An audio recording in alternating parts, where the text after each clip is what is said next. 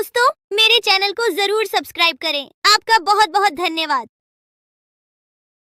सरयू नदी के पास एक बहुत बड़ा जंगल था। उस जंगल में काफी सारी जानवर रहते थे जो प्यास लगने पर नदी में आकर पानी पीते थे। नदी के दूसरे किनारे पर एक और छोटा सा जंगल था जहां बहुत कम जानवर थी। एक दिन बड़ी जंगल का छोटा खरगोश सरयू नदी के पास आकर पानी पी रहा होता है।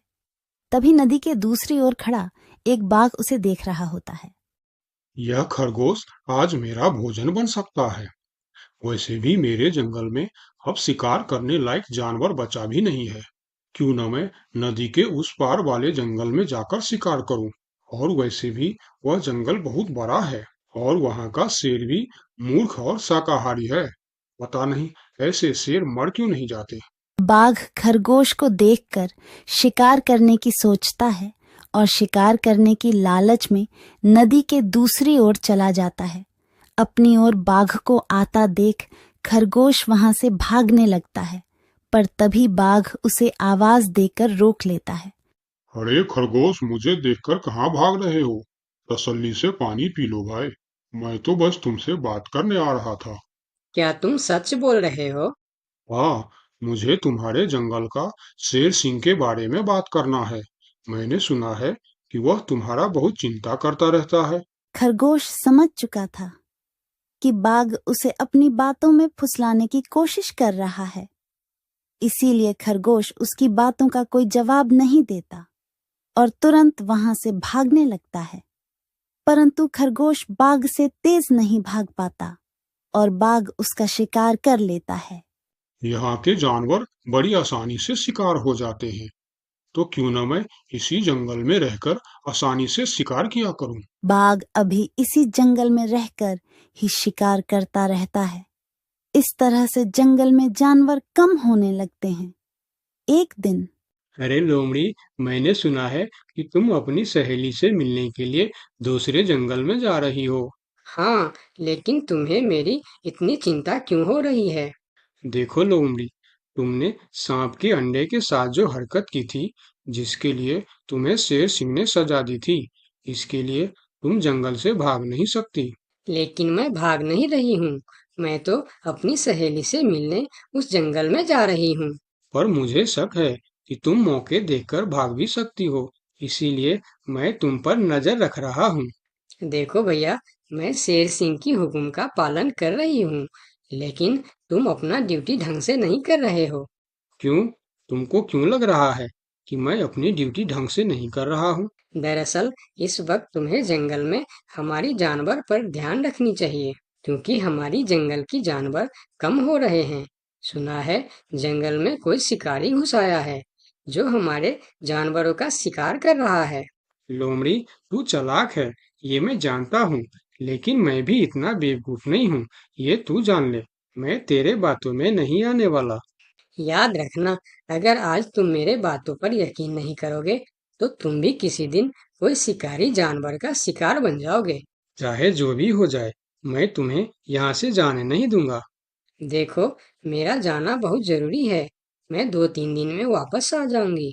मुझे जाने दो। ठीक है, मैं तुम्हें जाने दूंगा, लेकिन मेरा एक शर्त है। शर्त? कैसी शर्त?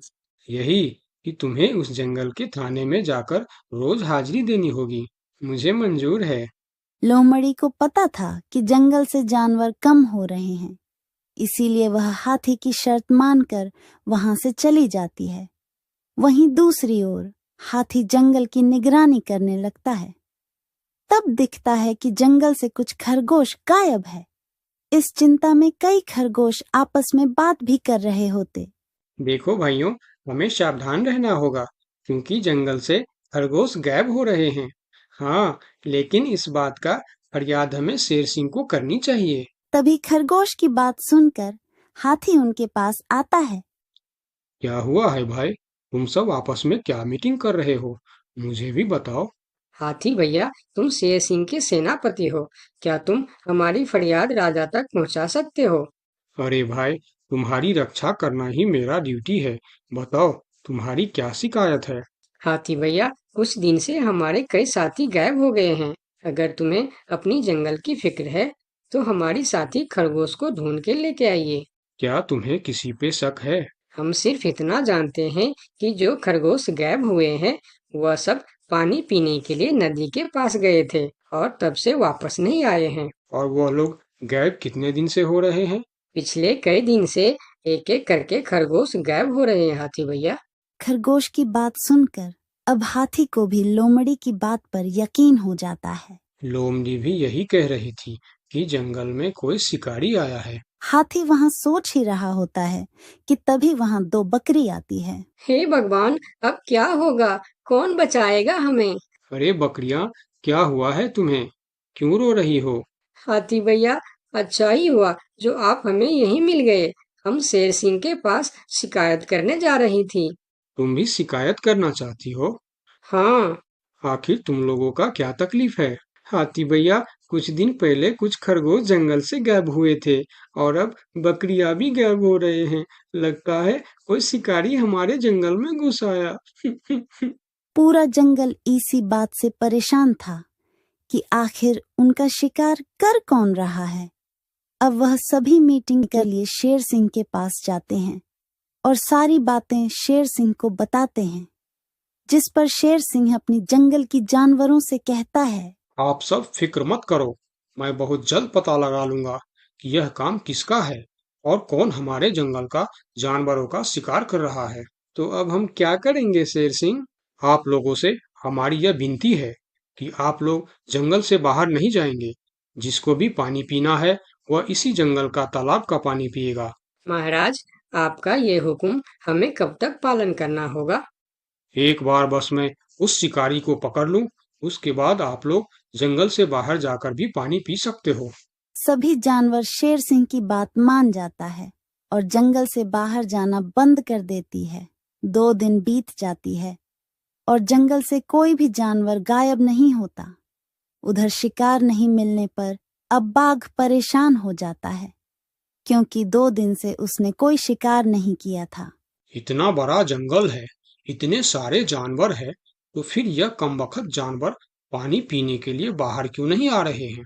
2 दिन से मैंने कोई शिकार नहीं किया, भूख के मारे मेरी जान निकल रही है। लगता है अब शिकार करने के लिए नदी का किनारा छोड़ जंगल के अंदर जाना पड़ेगा। आखिर मैं भी तो देखूं, इस जंगल में सभी जानवर आखिर गायब कहाँ हो गए हैं। अब देखता हूँ मुझसे कैसे बचते हैं इस जंगल के जानवर। इतना बोलकर बाघ छुपकर जंगल के अंदर घुस जाता, जहां वह देखता है एक बकरी घास खा रही होती है। उस बकरी को घास खाता देख बाघ पीछे से उस पर हमला कर देता है और उसे मारकर अपने साथ जंगल से बाहर ले जाता है। ये सब एक दूसरी बकरी देखती रहती है। अच्छा, तो ये बात है। अभी मैं जाकर शेर सिंह को बताती हूँ। फिर बकरी सभी जानवरों को इकट्ठा करके शेर सिंह के पास पहुंचती है। महाराज, हमारे जंगल में दूसरे जंगल का बाघ घुस आया है और वही हमारे जंगल में शिकार कर रहा है। महाराज, वह बहुत तेज और बहुत दुष्ट शिकारी है। उसने हमारे सामने ही हमारे साथी को मार डाला, जो मैंने अपने आंखों से देख के आया हूँ। महाराज, अब आप कुछ कीजिए महाराज, नहीं तो हमारे प्रजाति खत्म हो जाएंगी। महाराज, अब कुछ करना ही पड़ेगा। अब आप कुछ कीजिए महाराज, नहीं तो हमारी प्रजाति खत्म हो जाएंगी। हाँ महाराज, अब कुछ करना ही पड़ेगा। सबकी बात सुनकर शेर थोड़ी देर सोचकर बोला, लोमड़ी कहाँ है? महाराज, वो नदी के उस पार वाले जंगल में गई है। शेर सिंह लोमड़ी के मदद से बाघ को पकड़ने का मन ही मन प्लान करके बोला, देखो, इस जंगल का जानवरों का रक्षा करना हमारा पहला कर्तव्य बनता है और मैं आप लोगों की रक्षा जरूर करूंगा। बस आप सबको मेरा साथ देना होगा। जैसे मैं बोलूंगा वैसे आप सबको करना होगा। हाँ, हम सब तैयार हैं महाराज। तो सुनो, आप लोगों में से कोई भी उस नदी के किनारे नहीं जाएगा और जब वह शिकारी को शिकार नहीं मिलेगा तब वह जंगल के अंदर आने के लिए मजबूर हो जाएगा और वो जब जंगल के अंदर आ जाएगा तब मैं जंगल के किसी एक जानवर को उसके सामने भेजूंगा। फिर जैसे ही वह मेरे भेजे हुए जानवर का शिकार करने जाएगा हम सब उस पर हमला बोल देंगे। मतलब हम में से किसी एक को अपनी जान खतरे में डालनी होगी महाराज। हाँ, मगर मौत के मुंह में जाने के लिए कौन तैयार होगा महाराज? वह तुम्हें कल पता चल जाएगा। शेर सिंह अपने गुप्तचरों द्वारा लोमड़ी को संदेश भिजवाकर उसे वापस बुलाता है। आपने मुझे इतनी रात में यहाँ क्यों बुलाया महाराज? लोमड़ी, मैं तुम्हारी सजा माफ करना चाहता हूँ, मगर तुम्हें मेरा एक काम करना होगा। सजा से छुटकारा पाने के लिए मैं कुछ भी करने के लिए तैयार हूँ महाराज। ठीक है, तो सुनो। लोमड़ी की हाँ करती ही शेर सिंह ने बाघ को पकड़ने का प्लान उसे बता दिया। महाराज, जब बाघ मेरा शिकार करने आएगा तब आप मुझे टाइम पर आकर बचा तो लेंगे ना? मैं शेर हूँ, कोई नेता नहीं जो वचन देकर मुकर जाऊंगा। तुम निश्चिंत रहो, तुम्हें कुछ भी नहीं होगा। अगले दिन प्लान के अनुसार लोमड़ी नदी के किनारे जाता है। शिकार को आता देखकर बाघ खुश हो जाता है। वाह, आज मुझे पेट भरकर खाना मिलेगा। शिकार के नजदीक आते ही मैं उसे मार दूंगा। लोमड़ी डरते डरते नदी के किनारे पहुंच जाता है। हे भगवान, टाइम पर शेर सिंह को भेज देना। कैसी हो लोमड़ी? मैं ठीक हूँ बाघ भाई। अभी तो तुम ठीक हो, लेकिन थोड़ी देर बाद ठीक नहीं रहोगे। क्या मतलब? मतलब ये कि मैं अभी भूखा हूँ, और जब मैं भूखा होता हूँ तो किसी का भी शिकार कर लेता हूँ। इतना बोलकर जैसे ही बाघ लोमड़ी की तरफ जाता है, वो शेर सिंह के जाल में फंस जाता है और वहां सारी जानवर आ जाता है। बाघ, तू शिकार के लालच में मेरे चंगुल में फंस गया है। अब तेरी कहानी खत्म। तुमने मुझे धोखा दिया शेर सिंह। जैसी करनी वैसी भरनी, मुहावरा तो तूने सुना ही होगा। बाघ, तू सबको धोखे से मारता था, इसीलिए मुझे तुम्हें भी धोखे से मारना पड़ा। मुझे माफ कर दो शेर सिंह, मैं हमेशा के लिए जंगल छोड़कर चला जाऊंगा। तूने हमारे जनता पर अत्याचार किया है, अब तुम्हें इसका हिसाब चुकाना पड़ेगा। साथियों, अपना बदला ले लो। शेर सिंह की आज्ञा मिलते ही सारे जानवर उस बाघ पर टूट पड़ता है। इस तरह से शेर सिंह अपने चालाकी और सूझबूझ से अपने जंगल के जानवरों की रक्षा करता है। इस कहानी से हमें यही सीख मिलती है कि धोखे का अंजाम धोखा ही होता है, जैसी करनी वैसी भर।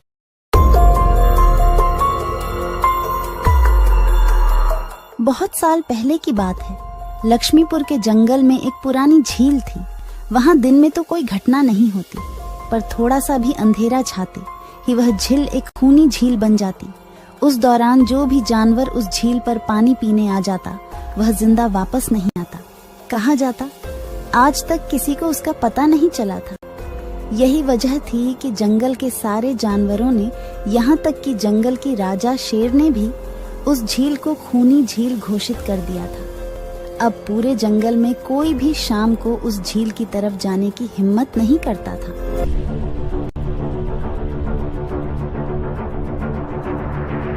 एक दिन उस जंगल में एक बंदर आ जाता है। उसकी और खरगोश की मुलाकात होती है। अरे बंदर भाई, कौन हो तुम? पहले तो तुम्हें इस जंगल में कभी नहीं देखा।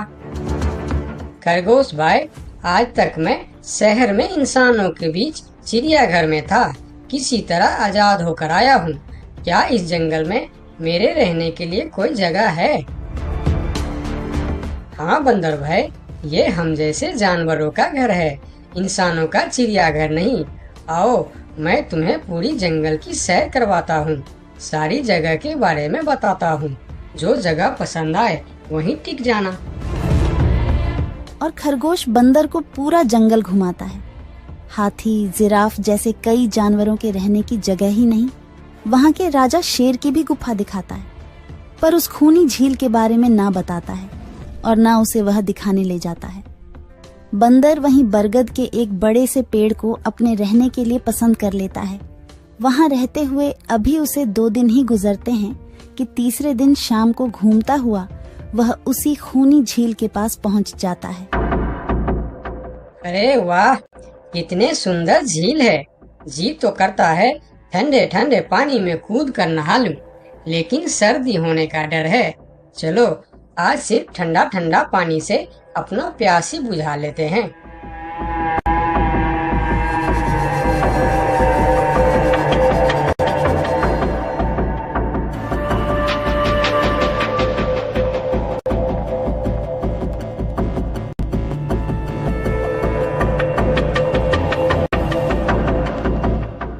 अरे बंदर भाई, तुम इतने डरे हुए क्यों हो? कहाँ से आ रहे हो? झील में पानी पीने गया था और जिंदा वापस आ गए। क्या मतलब? तुम्हें पता नहीं? वह इस जंगल की खूनी झील है। शाम होने पर कोई भी वहाँ जाता है तो जिंदा वापस नहीं आता। उसकी लाश का भी पता नहीं चलता कि वह कहाँ गायब हो जाती है। इसीलिए शाम होते ही कोई भी उस खूनी झील की तरफ नहीं जाता। ये हमारे राजा का आदेश भी है। कमाल है, मुझे तो पता ही नहीं। कैसे पता नहीं? तुम्हें वह खरगोश भाई ने बताया नहीं? लो, खरगोश भाई भी आ गया। अरे खरगोश भाई, आपकी वजह से आज बंदर भाई की जान जाते जाते बची। मेरी वजह से? हाँ, तुमने बंदर भाई को पूरा जंगल घुमाया, हर जगह के बारे में बताया। इस खूनी झील के बारे में क्यों नहीं बताया? भूल गया भाई, मैंने तो सोचा ये तो पेड़ पे रहते हैं, इन्हें झील से क्या काम। अभी अभी इन्हें खूनी झील की खूनी ने पकड़ने की कोशिश की, ये तो बाल बाल बच गए, वरना खूनी झील की खूनी, क्या तुमने उसे देखा? क्यों, क्या तुम लोगों ने आज तक नहीं देखा? नहीं, हम में से कोई कभी भी शाम को उस तरफ जाते ही नहीं और दिन में कोई घटना नहीं होती। और यह बात वह जाकर शेर के दरबार में सभी को बताता है। उसकी बात सुनकर किसी को भी यकीन नहीं आता है। क्या बात कर रहे हो बंदर? मैं सच कह रहा हूँ महाराज, लेकिन हम लोगों तो कभी आज तक देखा ही नहीं, क्योंकि आप लोग उसे खूनी झील समझकर दिन में ही वहाँ जाते हो और शाम होते ही आप लोग डर के मारे वहाँ जाना बंद कर देते हो। पूरे दिन वह मगरमच्छ झील में छुपा रहता है, शाम होते ही चुपचाप निकलता है और झील के पास पानी पीने आए जानवरों को खा जाता है। और आप लोग समझते हैं कि यह झील ही खूनी है, जबकि खूनी यह झील नहीं, इसमें छिपा हुआ मगरमच्छ है। हमें तो यकीन नहीं हो रहा है। वही तो बंदर भाई, हमें अगर पहले पता होता कि आप इतने बड़े झूठे हो तो हम अपने जंगल में आपको रहने की कभी जगह नहीं देते। अरे यार, आप लोग मेरे बात पर यकीन क्यों नहीं करते? मैं आप लोगों का भलाई के लिए ही बोल रहा हूँ। अगर तुम्हारी बात सच्ची है तो क्या तुम उस मगरमच्छ को हमें दिखा सकते हो? क्यों नहीं महाराज, आज शाम होते ही आप लोग वहाँ जाकर पेड़ और पत्थरों के बीच छुप जाना। और फिर शाम को वह सभी उस खूनी झील के पास जाकर छिप जाते हैं। झील के किनारे जाकर बंदर 2-3 बड़े बड़े पत्थर उस झील के पानी में फेंकता है। पत्थर के गिरने की छपाक छपाक की आवाज सुनकर मगरमच्छ पानी के अंदर चलता हुआ शिकार करने वहां आता है। मगर वहां पेड़ के पीछे छिपे दिखाई देते हाथी को देखकर वह सावधान हो जाता है और सोचता है, अच्छा, तो यह लोग मुझे छुपकर देखने आए हैं। अब मैं क्या करूं? हाँ, ये लोग तो बेवकूफ है, इन्हें फिर से बेवकूफ बनाते हैं। मैं फिर से पत्थर बन जाता हूँ। देखा, हमने कहा था ना, झील में एक बड़ा सा पत्थर है। हाँ, देखो, यही पत्थर तो हमें हमेशा रात में दिखाई देता है। हाँ, वही तो। ये पत्थर सिर्फ रात को क्यों दिखता है, दिन में क्यों नहीं दिखता, कभी सोचा है? हाँ, रात को चंद्रमा की वजह से पानी में ज्वार आता है तो वह पत्थर ऊपर हो जाता है। दिन में ज्वार नहीं आता तो पत्थर पानी में डूबा रहता है। उनकी बेवकूफी भरी बातें सुनकर बंदर परेशान हो जाता है। अरे यार, तुम लोग भी ना समझते ही नहीं। ठीक है, चलो एक काम करते हैं। तुम लोगों को लगता है ना कि वह बड़ा पत्थर, कि वह बड़ा ही मजबूत पत्थर है। अगर यह खुद ही बता दे कि यह एक मजबूत पत्थर है तो मैं भी मान जाऊंगा और अभी गुलाटी मारते हुए झील में छलांग लगा दूंगा और तैरता हुआ इस तरफ से उस तरफ चला जाऊंगा। यह सुनकर मगरमच्छ के मुंह में पानी आ जाता है।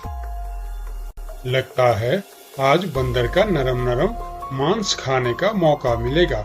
वैसे भी ये सारे जानवर बेवकूफ है, आज तक मुझे पत्थर ही समझते आए हैं। मैं पत्थर हूँ, मैं मजबूत पत्थर हूँ। सुना आप लोगों ने, ये कैसे आप लोगों को बेवकूफ समझता है। अरे पत्थर भी कभी बोलते हैं क्या? अब सभी की समझ में बंदर की बात आ जाती है। रात भर सभी शेर राजा की गुफा में मीटिंग करते हैं। बंदर सही कह रहा था, यह मगरमच्छ जरूर कहीं दूसरे जगह से हमारे जंगल में आ गया है। लेकिन अब क्या करे? अगर धरती पर होता तो मैं उसे धूल चटा देता था, लेकिन पानी में हमारा शक्ति कम हो जाती है। तो क्या इससे हमें कभी छुटकारा नहीं मिलेगा महाराज? मेरे ख्याल से तो नहीं। मिलेगा महाराज, ये पानी में भी रहेगा, हमें देखेगा भी, मगर वह कुछ कर नहीं पाएगा। ये कैसे हो सकता है? हो सकता है हाथी भाई, बस आप लोग मुझे 2 बड़े बड़े रस्सी दे दो। रस्सी का क्या करोगे? मैं शहर के चिड़ियाखाना में था तो एक एक तरीका सीखा है जानवरों पर कब्जा करने की। हम इस पर कब्जा कर लेंगे। और बंदर को 2 बड़ी बड़ी रस्सी लाकर दी जाती है। फिर बंदर उन सभी के साथ रस्सी लेकर उस खूनी झील पर पहुंचता है।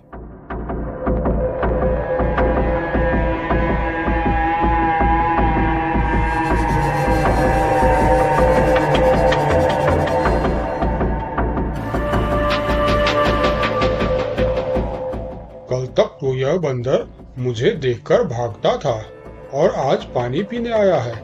लगता है ये भी दूसरे जानवरों की तरह मुझे पत्थर समझने लगा है। अभी इसे अपना निवाला बनाता हूँ।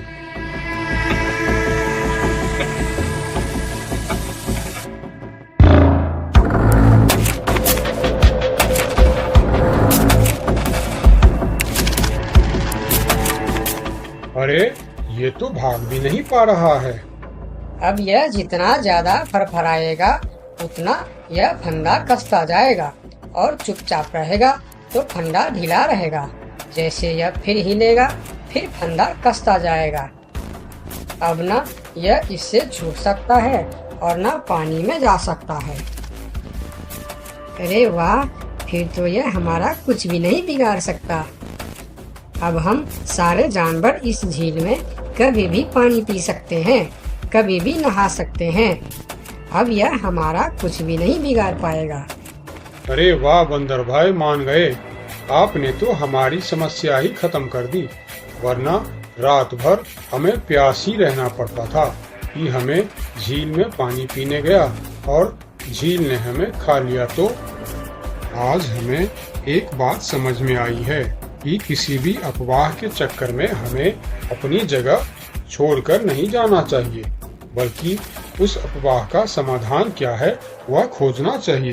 क्योंकि कोई भी जगह खूनी नहीं होती, उस जगह पर रहने वाला खूनी होता है।